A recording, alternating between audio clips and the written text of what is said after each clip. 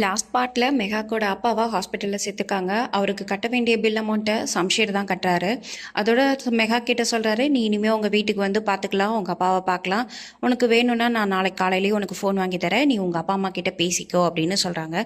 இது எல்லாத்தையும் நம்பவே முடியலனாலும் ஓகே, சம்ஷேர் ஏதோ கொஞ்சம் சேஞ்ச் ஆகிட்டாரு அப்படின்னு ஹீரோயின் பார்த்துக்கிட்டு இருக்காங்க. இது வரைக்கும் நம்ம லாஸ்ட் பார்ட்டில் பார்த்துருந்தோம். இப்போ என்ன பார்க்க போகிறோன்னா, காலையில் சம்ஷேரை எழுப்புறாங்க. சம்ஷேர் சம்ஷேர் அப்படின்னு ரொம்ப மெல்லமாக எழுப்புறாங்க. நம்ம ஹீரோ உடனே சடனாக ஏஞ்சி, என்னாச்சு, ஏன் எழுப்புற அப்படின்னு கேட்குறாரு. இப்போ 12 o'clock ஆகுது, 8 o'clock ஆப்ரேஷன்னு சொல்லியிருந்தேன், நான் எங்கள் அப்பாவை பார்க்க போகணும் அப்படின்றாங்க. நீ ஏன் என்னை முன்னாடியே எழுப்பலை அப்படின்னு கேட்குறாரு. இல்லை, நான் எழுப்பலை அப்படின்னு மழுமாறிட்டு நின்றுட்டு இருக்காங்க. அப்போ ஹீரோ கேட்குறாரு, நான் உங்ககிட்ட எதிர்பார்க்கறதெல்லாம் லவ் மட்டும்தான், நான் அதை வேணுங்கிறதுக்காக உங்ககிட்ட என்னதான் செய்யணும் எனக்கு சொல்லு, நீ ஏன் எனக்கு அதை மட்டும் தரவே மாட்ற அப்படின்றாங்க. நம்ம மெகா எப்பயும் போல சில மாதிரி நின்றுட்டு இருக்காங்க. உடனே சம்ஷேர், ஓகே வெயிட் பண்ண, நான் போய் ரெடி ஆகிட்டு வரேன் அப்படின்னு கிளம்பி போயிடுறாரு.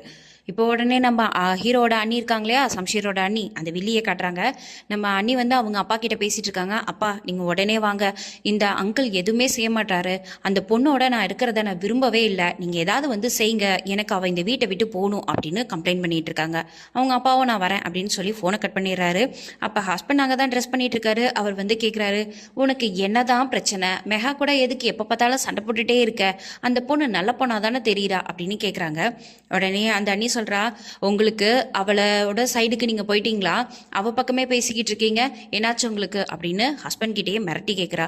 அதுக்கு உடனே அவர் சொல்கிறாரு, அந்த பொண்ணு சம்ஷீரை கல்யாணம் பண்ணிட்டு இந்த வீட்டுக்கு வந்துடுச்சு, அந்த பொண்ணுக்கு நீ என்ன ரெஸ்பெக்ட் கொடுக்கணுமோ அதை கொடுத்து தானே ஆகணும், அதை சொன்னால் உனக்கு எவ்வளோ கோவம் வருது அப்படின்னு கேட்குறாரு.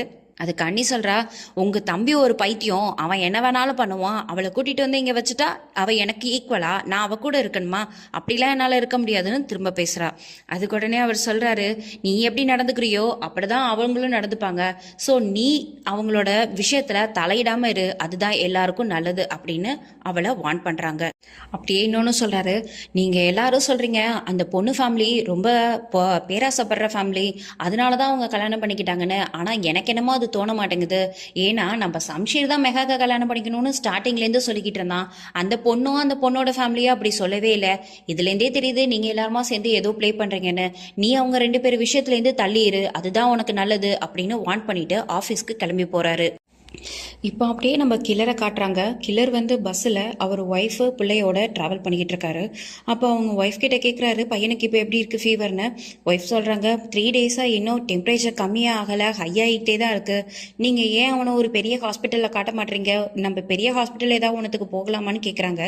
அதுக்கு கில்லர் சொல்கிறாரு, இப்போதைக்கு நம்மளால் எந்த ஹாஸ்பிட்டலுக்கும் போக முடியாது, நம்ம இப்படி தான் இருந்தாகணும் அப்படின்னு சொல்கிறாரு.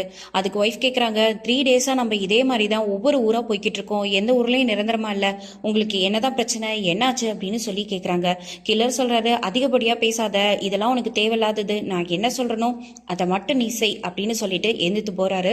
எழுந்து போய் அங்கே இருக்கிற கண்டக்டர்கிட்ட கேட்குறாரு, இன்னும் அடுத்த போலீஸ் ஸ்டாப்புக்கு எவ்வளோ தூரம் இருக்கு அப்படின்னு கேட்குறாரு. 3 kilometers இருக்குன்னு கண்டக்டர் சொல்றாரு. உடனே நீ இங்கே பஸ்ஸை ஸ்டாப் பண்ணு, நான் இறங்கணும் அப்படின்னு சொல்றாரு.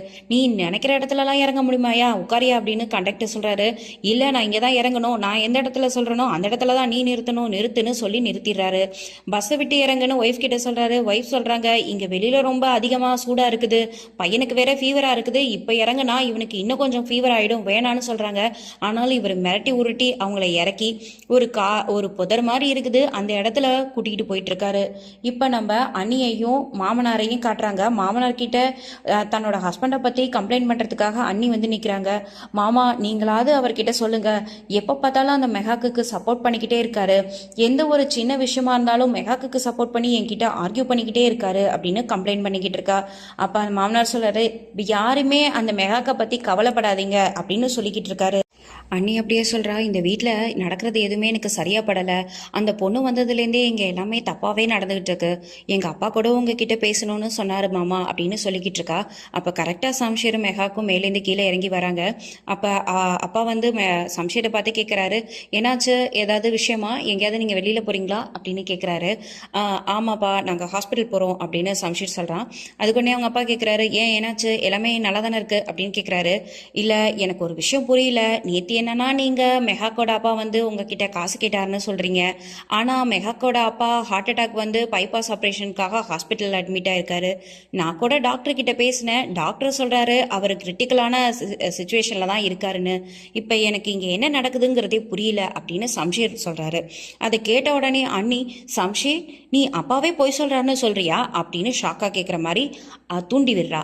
அப்போ சம்ஷீர் சொல்கிறாரு, நான் ஒன்றும் என்ன அப்படி யார்கிட்டயும் சொல்லலையே, அப்பா உண்மை சொன்னார்னு சொல்லலை, பொய் சொன்னார்னு நான் சொல்லலையே அப்படின்னு நக்கலா திரும்ப பதில் சொல்கிறாரு. உடனே அவர் சொல்கிறாரு, அப்பா சொல்கிறாரு, நேற்று வந்து அவர் பணம் கேட்டுட்டு போனார், அதுக்குள்ளே இந்த ட்ராமாவா, இந்த பொண்ணு இன்னும் இந்த வீட்டுக்கு வந்து தங்கி கொஞ்ச நாள் கூட ஆகலை, அதுக்குள்ளே அவள் சொல்கிறத எல்லாத்தையும் நம்புற மாதிரி ஒன்று பண்ணிட்டாளா, நான் பொய் சொல்கிறேன்னு சொல்கிறா, அதை கூட நீ நம்ப ஆரம்பிச்சிட்டல அப்படின்ற மாதிரி கேட்குறாரு. அதுக்கு உடனே மெஹாக்கு வந்து, இல்லை அது வந்து அப்படின்ற ஒரு வார்த்தையை தான் சொல்கிறாங்க. அதுக்கே மாமனாருக்கு கோவம் வந்து, வாயமூடு, நான் தான் இந்த வீட்டில் பேசுவேன், நான் பேசும்போது எனக்கு முன்னாடி யாரும் பேசக்கூடாது, அமைதியாக தான் இருக்கணும் அப்படின்னு மிரட்டுற தொனியில் பேசுகிறாரு. அதை கேட்ட சம்ஷீர், அவ என்னோட ஒய்ஃப், நீங்கள் யாரும் அவகிட்ட இந்த டோனில் பேசக்கூடாது அப்படின்னு சொல்லிட்டு அந்த இடத்த விட்டு போயிடுறாரு. அண்ணியும் மாமனாரும் ஷாக்காக பார்த்துக்கிட்டு அண்ணி தான் சாக்குன்னு மாமனார் மண்டையை கழுவிட்டு இருக்கா. மாமா நீங்கள் என்னை பற்றி கவலைப்படாதீங்க, நான் நாளைக்கு வீட்டை விட்டு போயிடுறேன், இன்னைக்கு நான் போகலை, ஏன்னா என் மான மரியாதையை காப்பாற்றிக்கிறதுக்காகையாவது நான் போயே ஆகணும். ஆனால் எனக்கு ஒரே ஒரு விஷயந்தான், இந்த வீட்டோட நேம் தான் ஸ்பாயில் ஆகிடும் போலுக்கு, உங்களால் தான் இதெல்லாம் எப்படி தாங்கிக்க முடியும்னு தெரியல அப்படின்னு நக்கலாக சொல்கிறா. மாமனார் பார்த்து ஒரு முறை முறைக்கிறாரு. உடனே அவள் பயந்து போய் அந்த இடத்த விட்டு காலி பண்ணிடுறா. இப்போ மெஹாக்கும் சம்ஷீரும் நேராக காரில் வந்து போயிட்டுருக்காங்க. ஆனால் அவங்க வந்து போய் நிற்கிற இடம் ஹாஸ்பிட்டல் இல்லை. மெஹா உடனே கேட்குறாங்க, நான் ஹாஸ்பிட்டலுக்கு இது கிடையாது, நம்ம எங்கே வந்திருக்கோம் அப்படின்னு கேட்குறாங்க. இல்லை நேற்று நான் உனக்கு ஃபோன் வாங்கி தரேன்னு சொல்லியிருந்தேன் இல்லையா, அதான் நான் உனக்கு ஃபோன் வாங்கிட்டு இருந்தேன்லாம், வா போகலாம் அப்படின்னு கூப்பிட்றாரு.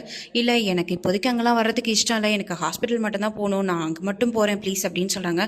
ஓகே நீ அப்போ இங்கே வெயிட் பண்ண, நான் ஆல்ரெடி டாக்டர் கிட்ட பேசிட்டேன், உங்கள் அப்பாவுக்கு இப்போதைக்கு ஆப்ரேஷன் பண்ணிக்கிட்டு தான் இருக்காங்க, இன்னும் அவரை எங்கேயும் வெளியிலலாம் எடுத்துகிட்டு வரல, அதனால் நீ வெயிட் பண்ண, நான் போய் உனக்கு ஃபோன் வாங்கிட்டு வரேன் அப்படின்னு சொல்லிட்டு உள்ளே போயிடுறாரு. நம்ம மெஹாக் மட்டும் காரில் வெயிட் பண்ணிட்டு இருக்காங்க. இப்போ அப்படியே சம்ஷீரோட வீட்டை காட்டுறாங்க. அவங்க அப்பா ரொம்ப கோவமாக யார்கிட்டயும் ஃபோனில் பேசிட்டு இருக்காரு. ஒரு ஆஃப்டர் ஆல் ஒரு சாதாரண மனுஷன், அவனை கூட உங்களால் கண்டுபிடிக்க முடியலையா, இன்னும் எத்தனை ரீசன் எனக்கு சொல்லிக்கிட்டு இருப்பீங்க அப்படின்னு சொல்லி ஃபோனில் கத்திட்டு இருக்காரு. அப்போ சம்ஷீரோட அம்மா உள்ள என்ட்ரி கொடுக்குறாங்க. என்ட்ரி கொடுத்த உடனேயே அவங்கள்ட்ட பக்கத்தில் போய் உட்காந்துட்டு பேசுகிறாங்க. எனக்கு தெரியும் நீங்கள் கவலையாக இருக்கீங்களா அப்படின்னு கேட்குறாங்க. அதுக்கு உடனே அவர் அதெல்லாம் இல்லை அப்படின்ற மாதிரி பதில் சொல்கிறாரு. அதுக்கு அவங்க சொல்கிறாங்க, எனக்கு நல்லாவே தெரியும் உங்களால் சம்ஷீர் இல்லாமல் இருக்க முடியாது, சம்ஷீருக்கு மெஹாக் இல்லாமல் இருக்க முடியாது, ஸோ நீங்கள் அக்செப்ட் பண்ணிக்கோங்க. அந்த பொண்ணை பார்த்த வரைக்கும் எனக்கு தெரிஞ்ச வரைக்கும் அவள் பார்க்கவும் அழகாக இருக்கா, கேரக்டரும் நல்லா இருக்கு, நம்ம வீட்டுக்கு ஏற்ற பொண்ணாக தான் இருப்பா. நீங்கள் ஒருத்தர் ஓகே சொல்லிட்டீங்கன்னா நம்ம வீட்டில் இருக்கிற மற்ற எல்லாருமே ஓகேன்னு அவளை அக்செப்ட் பண்ணிப்பாங்க. ஆனால் உங்களுக்கு ஏன் அதை அக்செப்ட் பண்ணிக்க முடியல அப்படின்னு கேட்குறாங்க. அவர் வந்து இந்த மாதிரி ஆர்டினரி பீப்புள் எல்லாம் என்னால் அக்செப்ட் பண்ணிக்க முடியாது, சம்ஷீர் என்னோட பையன்றதுனால தான் அந்த பொண்ணை என்னால் மருமகளாக ஏற்றுக்க முடியல அப்படின்னு சொல்கிறாங்க. நீங்கள் என்ன சொன்னாலும் சம்ஷீர் கேட்க போகிறதில்ல, அந்த பொண்ணு இல்லாமல் அவன் வாழ போகிறதும் இல்லை, அதனால நீங்கள் உங்கள் முடிவை மாற்றிக்கோங்க அப்படின்னு சொல்லி ரொம்பவே அக்கறையாக சொல்கிறாங்க.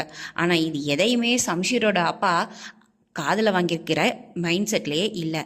இப்போது நம்ம ஹீரோவையும் ஹீரோயினையும் காட்ட போகிறாங்க. நம்ம மெஹாக்கு காரில் உட்காந்துருக்காங்க. அப்போ பக்கத்தில் ஒரு கார் வந்து நிற்கிது. அது வேற யாரும் இல்லைங்க, நம்ம அண்ணியோட தங்கச்சி. காரை பார்த்த உடனே ஓ சம்ஷீர் தான் உள்ளே இருப்பான் அப்படின்ற ஆசையில் அவங்க சம்ஷீர் அப்படின்ட்டு வராங்க. பார்த்தா உள்ள மெஹாக் உட்காந்துருக்காங்க. கதவை திறந்த உடனேயே மெஹாக் ரொம்ப ஷாக்காக அந்த பொண்ணை பார்க்குறாங்க. ஏன்னா மெஹாக்கு அவள் யாருன்னே தெரியாது. ஆனால் அவளுக்கு மெஹாக் யாருன்னு தெரியும். மெஹாக் கிட்ட நான் யாருன்னு உனக்கு தெரியலையா அப்படின்னு கோவமாக கேட்குறாங்க. அதுக்கு உடனே இல்லை எனக்கு நீ யாருன்னு தெரியல, யார் நீங்க அப்படின்னு கேட்குறா. அதுக்கு நீ இப்போ உட்காந்துருக்கியே அது நான் உட்கார வேண்டிய இடம், என் இடத்துல தான் இப்போ நீ இருக்க, நானும் சம்ஷீரும் தான் கல்யாணம் பண்ணிக்கிறதா இருந்தோம், எங்களோட கல்யாணத்தை பற்றி எல்லாருக்குமே தெரியும், என் இடத்துக்கு தான் இப்போ நீ வந்து உட்காந்துருக்க அப்படின்னு சொல்கிறாங்க. அதுக்கு உடனே அவங்க சொல்கிறாங்க, நீங்கள் 2 பேரும் கல்யாணம் பண்ணிக்கதான் இருந்தால் கல்யாணம் பண்ணிக்க வேண்டியதானே, அதோ உனக்கு கல்யாணம் பண்ணிக்க வேண்டியவன் உன் பின்னாடி தான் இருக்கான், போய் எடுத்துக்கோ அப்படின்னு கோவமாக சொல்கிறா. திரும்பி பார்க்குறாங்க, சம்ஷீர் நின்றுட்டு இருக்கான். சம்ஷீர் உடனே சொல்கிறான், நீயும் நானும் கல்யாணம் பண்ணிக்கிறதா இல்லை, நீ மட்டும்தான் கல்யாணம் பண்ணிக்கணும்னு சொல்லிக்கிட்டு இருந்த அப்படின்னு சொல்கிறான். அதை கேட்ட உடனே அவள் சொல்கிறா, இப்படிலாம் பேசாத, நீ ஏன் அப்போ கல்யாணம் ஆயிட்டுங்கிறத எல்லார்கிட்டையும் சொல்லாமல் இருக்க, சொல்ல வேண்டிதானே அப்படின்னு கேட்குறா. அதுக்கு உடனே அது ஏன் இஷ்டம், நீ தலையிடாதன்னு சொல்கிறா. ஓஹோ ஏன் இஷ்டமா, எங்கே செத்து போனவோ உயிரோட வந்துட்டா அவ்வளோதான் நான் கல்யாணம் பண்ணிப்பேன்னு சொன்னால் எல்லாரும் உன்னை கிண்டல் பண்ணுவாங்கிறதுக்காக தான் சொல்லாமல் இருக்கியா அப்படின்னு கேட்குறாரு. உன்னோட வேலையை மட்டும் பார்த்துட்டு நீ இப்போ இந்த இடத்த விட்டு நவுந்துடு, இல்லைன்னா நான் உன்னை இல்லாமையே பண்ணிடுவேன் அப்படின்னு சொல்கிறாரு. ஓகே, நான் இப்போதைக்கு இந்த இடத்த விட்டு போகிறேன், ஆனால் நீ ஒரு நாள் நினச்சி பார்ப்ப என் வேல்யூ என்னன்னு அப்படின்னு சொல்லிட்டு போகிறா. இந்த வார்த்தையை கேட்டோடனே சம்ஷீருக்கு சிரிப்பு வருது. அவர் உடனே நக்கலாக சிரிக்கிறாரு. ஒரு வழியாக மெகாக்க சம்ஷீர் வந்து ஹாஸ்பிட்டலுக்கு கூட்டிகிட்டு வந்துட்டாரு. கூட்டிகிட்டு வர வழியில் சொல்கிறாரு, அந்த அண்ணியோட தங்கச்சி இருக்கால ஷோஃபியா, அவள் பேசுனது நீ ஒன்றும் தப்பாக நினச்சிக்காத, அவள் கொஞ்சம் அப்படி தான் அப்படின்னு சொல்கிறாரு. அதுக்கு மெகாக் சொல்கிறாங்க, அவள் பேசுனது ஒன்றும் தப்பு இல்லையே, என்னோட ஸ்டேட்டஸில் இருக்கிறவங்க பொண்ணை நீ கல்யாணம் பண்ணியிருக்கேன்னு சொன்னால் உன் சர்க்கம்ஃபரன்ஸில் இருக்கிறவங்கெல்லாம் அதை கொஞ்சம் ஒரு மாதிரியாக தானே பார்ப்பாங்க, அதை தானே அவள் அப்படி சொல்கிறா, அதில் எனக்கு ஒன்றும் பிரச்சனை இல்லை, ஒன்றும் பிரச்சனை இல்லை அப்படின்னு சொல்லிட்டு உள்ளே போயிடுறா. சம்ஷீருக்கு என்ன சொல்கிறதுனே தெரியல. அவன் நேராக அவன் ஃப்ரெண்டை பார்க்கறதுக்கு போயிடுறான். இப்போ மெகாக்கு உள்ளே போகிறா. உள்ளே போகிறதுக்குள்ளேயே அவங்க ஃப்ரெண்டு இருக்கார் இல்லையா, மெகாக்கோட அப்பாவோட ஃப்ரெண்டு, அவர் வந்து அந்த மெகாக்கோட அம்மா கிட்ட சொல்கிறாங்க, ஆப்ரேஷன் சக்ஸஸ்ஃபுல்லாக முடிஞ்சிருச்சு, அண்ணன் கான்ஷியஸ்க்கு வந்துட்டாரு, ஐசியூலேருந்து அவரை வந்து நார்மல் ரூமுக்கு மாற்றிட்டாங்க, நம்ம இன்னும் கொஞ்சம் நேரத்தில் போய் பார்க்கலாம், நான் அதுக்குள்ளே டாக்டரை போய் பார்த்துட்டு வந்துடுறேன் அப்படின்னு சொல்கிறாங்க. அந்த ஆளோட பொண்டாடி தான் இன்னைக்கு வந்திருந்தாங்க இல்லையா, அவங்க அங்கே அப்படியே நக்கலாக நின்று பார்த்துட்டு இருக்காங்க. எல்லாம் அவர் போன உடனேயே, ஓ அண்ணி சூப்பர் அண்ணி, கங்க்ராச்சுலேஷன்ஸ், அண்ணன் பொழைச்சிட்டாரு, உங்களுக்கு எல்லாமே நல்லதாகவே நடக்குது, நான் கூட உங்களை மாதிரி 2 பொண்ணை பெற்று வச்சுருந்துருக்கலான்னு நினைக்கிறேன், தேவையில்லாமல் பையனை பெற்றுட்டணும்னு தோணுது அப்படின்னு சொல்கிறா. உடனே அவங்க எதுவும் புரியாமல் மெகாக்கோட அம்மா கேட்குறாங்க, என்னாச்சு ஏன் இப்படி பேசுகிற அப்படின்னு கேட்குறாங்க. ஆமாம் அண்ணி, இங்கே பாருங்க, பைசா செலவில்லாமல் ஆப்ரேஷன் பண்ணிட்டீங்க, சம்ஷீரே கொடுத்துட்டானாமே, எனக்கு தெரியும் அண்ணி, நீங்கள் சொல்லலைன்னா எங்களுக்கு தெரியாதா, பக்கத்து வீட்டுக்காரங்க ஏத்து வீட்டுக்காரங்களா எனக்கு ஃபோன் பண்ணி கேட்குறாங்க, ஏன்னா மெகாக்கு அதுக்குள்ள தான் கை விரலுக்கு ஆடுற பொம்மையா மாத்திட்டாலாமே அப்படின்னு, எல்லாம் நேரம் அண்ணி அப்படின்னு சொல்லிக்கிட்டே இருக்காங்க. கரெக்டாக மெகாக்கு என்ட்ரி கொடுக்குறாங்க. மெகா கிட்ட, வா மெகா சூப்பராக இருக்க போல இருக்கே, நல்லா இருக்கியா அப்படின்னு கேட்குறாங்க. நல்லா இருக்கேன் அப்படின்னு அவங்க நார்மலாக சொல்கிறாங்க. உடனே அவன் அந்த லேடி அவகிட்டயே சொல்லணும் இல்லையா, நீ தான் காசு கொடுத்தியான்னு, அதுக்காக கேட்குறா. சம்ஷீர் தான் எல்லாம் காசு கொடுத்தானாமே, ஓகே ஓகே எப்படியோ நீ சொல்கிறதெல்லாம் அவன் கேட்குறான் அப்படின்னு சொல்கிறாங்க. அப்போதான் மெகாக்கு தெரியுது அப்பாவுக்கு பில் பேமெண்ட் பண்ணது தான் புருஷன் தான்றது. உடனே அம்மா கிட்ட, அம்மா அப்படின்றாங்க. ஓகே ஓகே நான் சொல்கிறேன் பேட்டி அப்படின்னு சொல்லிட்டு அவங்களும் சொல்கிறாங்க. அதுக்குள்ளே அந்த ஆன்ட்டி ஒரு வேலையை வெளியில் போடுது. உடனே அவங்க அம்மா கிட்ட கேட்குறாங்க, அம்மா சம்ஷீர் தான் பே பண்ணாரா, ஏன் நீங்கள் இதை என்கிட்ட சொல்லவே இல்லை, இதனால ஏதாவது புது பிரச்சனை வந்துட போதுமா அப்படின்னு அவங்க ஃபீல் பண்ணி அழுகுறாங்க. அப்போ உடனே அவங்க அம்மா சொல்கிறாங்க, இல்லைம்மா நீ ஒன்றும் ஃபீல் பண்ணாத, அவன் எப்போ கட்டினா எதுக்கு கட்டினான்றதே எங்களுக்கு தெரியாது, ஆனால் அவன் பே பண்ணிட்டான், நீ ஒன்றும் நினைக்காத, கண்டிப்பாக இதால் எதுவும் பிரச்சனை வராது, அப்பாவுக்கு க்யூர் ஆகி வீட்டுக்கு வரட்டும், கண்டிப்பாக இந்த பேமெண்ட் எல்லாத்தையும் ஒரு பணம் மிச்சம் இல்லாமல் நான் கொடுத்துருவேம்மா அப்படின்ற மாதிரி சொல்லிட்டு இருக்காங்க. நம்ம சம்ஷீர் இருக்கார் இல்லையா, அவர் ஃப்ரெண்டை பார்க்க போனார் இல்லையா, வீட்டு வாசலில் நின்று ஹாரனை அடிச்சுக்கிட்டே இருக்காரு. உடனே அவர் ஃப்ரெண்டு வராரு, ஏண்டா நான் தான் உன்கிட்ட சொல்லியிருக்கேனே, நீ வரதா இருந்தால் முன்னாடியே எனக்கு ஃபோன் பண்ணு, நான் வெளியில் வந்துடுறேன்னு, இப்படி ஹாரன் அடிச்சு பக்கத்து வீட்டுக்காரங்களெல்லாம் டென்ஷன் பண்ணாதடா அப்படின்னு சொல்லிக்கிட்டே ஏறாரு. ஏறினோடனே, எப்படி இருக்கடா, கல்யாணம்லாம் ஆயிடுச்சு, ஜாலியாக இருக்கியா, நான் கேள்விப்பட்டேன் புலி இப்போ புனையா மாறிடுச்சுன்னு, உண்மையா அப்படின்னு கேட்குறாங்க. அப்போ உடனே அவர் சொல்றாரு, கல்யாணம் பண்ணிட்டேன்டா, ஆனால் என்னால் முடியலடா, அப்பாவுக்கும் அன்னிக்கும் மெகாக்கு என்ன பண்ணாலும் பிடிக்கல, ஒருவேளை மெகாக்கு என்கிட்ட நடந்துக்கிற விஷயத்தால தான் உங்களுக்கு பிடிக்கலையான்னு எனக்கு தெரியல, என்ன பண்ணுறதுன்னு எனக்கு தெரியவே மாட்டேங்குது அப்படின்னு சொல்கிறாங்க. பேசாம நீ மெகாக்கு கல்யாணம் பண்ணிக்கிட்டேன்னு எல்லார்கிட்டையும் சொல்லிடு, அவ்வளோதான் அப்படின்னு சொல்கிறாரு. அதுக்கு உடனே சம்ஷீர் சொல்கிறாரு, இல்லை மெகாக் செத்து போயிட்டா அப்படின்னு மாதிரி எல்லாருக்கும் தெரிஞ்சிருச்சு, இப்போ அவள் உயிரோட தான் இருக்கா, அவளை நான் கல்யாணம் பண்ணிட்டேன்னு சொன்னால் எல்லாரும் என்ன ஒரு பைத்தியக்காரனாக பார்க்க மாட்டாங்களாடா, எனக்கு அந்த மாதிரியான ஒரு வார்த்தை வேண்டாம் அப்படின்ட்டு சொல்கிறாரு. ஏன்னா அவர் ரகட் பாயாச்சே, அவரை யாரும் கிண்டல் பண்ணிடக்கூடாதுன்றதுல கான்ஷியஸாக இருக்காரு. அப்போ உடனே அவர் சொல்கிறாரு, உனக்கு உன் காதல் வேணும்னு நினச்சினா இந்த மாதிரி சில பல அவமானங்கள் எல்லாம் நீ சந்திச்சு தான் ஆகணும், அது எல்லாத்தையும் ஃபேஸ் பண்ணடா, பார்த்துக்கலாம் அப்படின்னு சொல்கிறாரு. இதை கேட்ட உடனே இவருக்கு கோவம் வருது. ஏண்டா ஒரு நல்ல ஐடியா கொடுப்பேன்னு உன்கிட்ட வந்து கேட்டா இப்படி ஒரு ஐடியாவை கொடுக்குறியடா அப்படின்னு சொல்லி ஃப்ரெண்டையும் கூட்டிக்கிட்டு நேராக வீட்டுக்கு போறாரு. ஹாஸ்பிட்டலில் மெகாக்கோட அம்மா மெகா கிட்ட சொல்லிட்டு இருக்காங்க, நம்ம எதிர்பார்த்த அளவுக்கு அவன் ஒன்றும் அவ்வளோ கெட்ட பையனா எனக்கு தெரியல மெகா, அவன் நல்லவன் தான், ஆனால் அவன் கொஞ்சம் முரடனா இருக்கான் அவ்வளவுதான் அப்படின்ற மாதிரி சொல்கிறாங்க.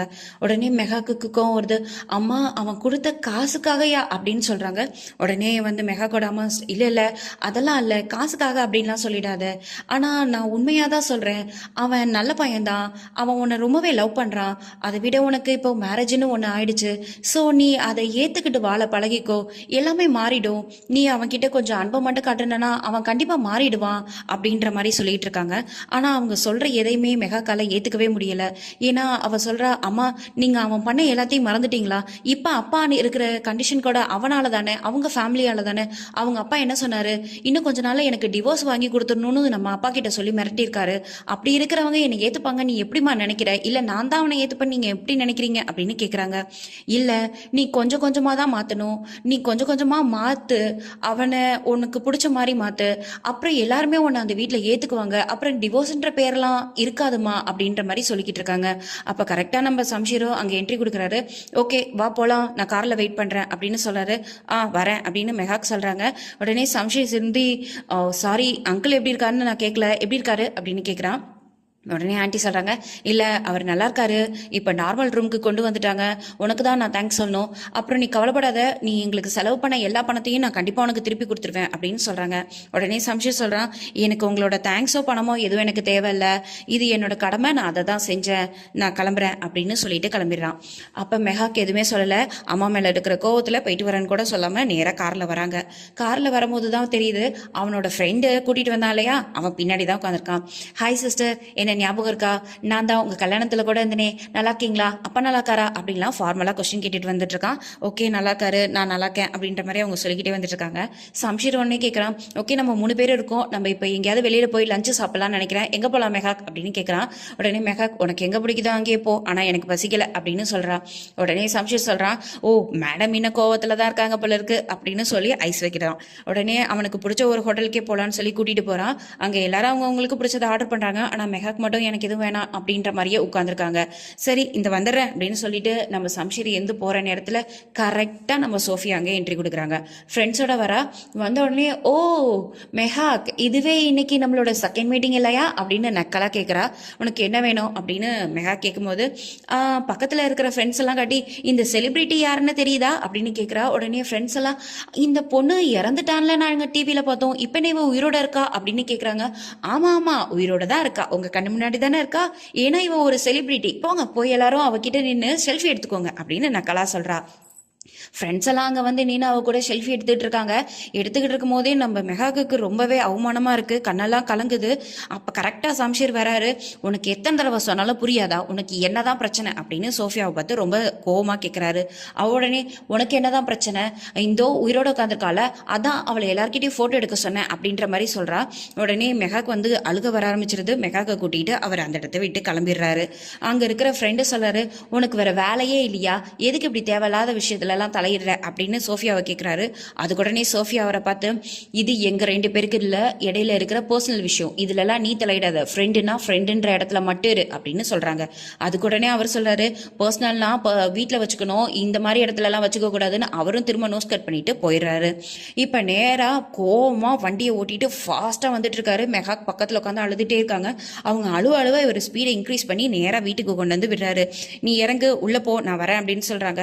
இவர் ஏதோ ஒன்று வேலையை பார்க்க போறாருன்னு மெஹாக்கு தெரிஞ்சு போயிட்டு, உடனே சம்ஷீர் அப்படின்றாங்க, நான் உன்னை இறங்குன்னு சொன்னேன் அப்படின்னு சொல்றாங்க. உடனே அவங்களும் காரை விட்டு இறங்கிடுறாங்க.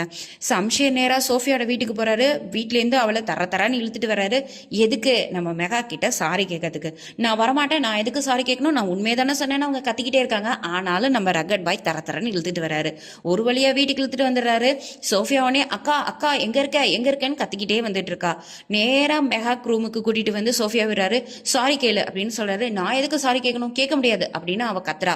கரெக்டா அப்ப அவங்க அக்காவை என்ட்ரி கொடுக்குறா. உடனே மெஹாக் சொல்றா, நான் அவளை மன்னிச்சுட்டேன், நீ விட்டுடு, இதோட இந்த விஷயத்தை விட்டுடு சம்ஷீர் அப்படின்னு சொல்றா. ஆனா மெஹாக்கு கிட்ட நீ சாரி கேட்டாதான் நான் விடுவேன்னு அவரும் ஒத்த கல்ல நிக்கிறாரு. கரெக்டாக அந்த இடத்துக்கு அண்ணி வரா. என் தங்கச்சி எதுக்கு சாரி கேட்கணும், அதுவும் இந்த ட்ராமா காரிக்கிட்ட அப்படின்னு கேட்குறா. உங்கள் தங்கச்சி தான் இதை மாதிரிலாம் இன்சல்ட் பண்ணிக்கிட்டு இருக்கா, தேவையில்லாமல் அவன் என் விஷயத்தில் தலையிடுறா, சாரி கேட்க சொல்லுங்க அப்படின்னு சொல்கிறாங்க. உடனே அண்ணி உடனே திமிரா சொல்கிறா, இப்போ மாமா இருக்காரு அதனால நான் உன்னை விடுறேன், இல்லைனா இந்த ட்ராமா காரியை நான் இப்போவே அடித்து வெளியில் துரத்திடுவேன் அப்படின்றா. அண்ணி பார்த்து பேசுங்க, அவன் என்னோட ஒய்ஃப் அப்படின்னு சொல்கிறான். இருந்தாலும் உன் ஒய்ஃப்னா உன்கிட்ட வச்சுக்க, என்கிட்டலாம் இந்த வேலையை வச்சுக்காதான்னு அண்ணியை நம்ம ரகட் பாயையே மிரட்டிட்டு போகிறா. இதை கேட்டுட்டு ஷாக்கா நம்ம ரகட் பாய் நின்றுட்டு இருக்காரு. அப்ப நம்ம மெஹாக் சொல்றா, என்னதான் பிரச்சனை, என்னை வச்சு அடுத்த நாடகத்தை நீ ஸ்டார்ட் பண்ணிட்டியா அப்படின்னு சொல்லி ரொம்பவே ஃபீல் பண்றாங்க. இதோட இந்த பாட்டு முடியுது. அடுத்த பாட்டு இன்னும் இன்ட்ரெஸ்டிங்கா இருக்கும், அதை நம்ம நாளைக்கு பார்க்கலாம். Okay bye.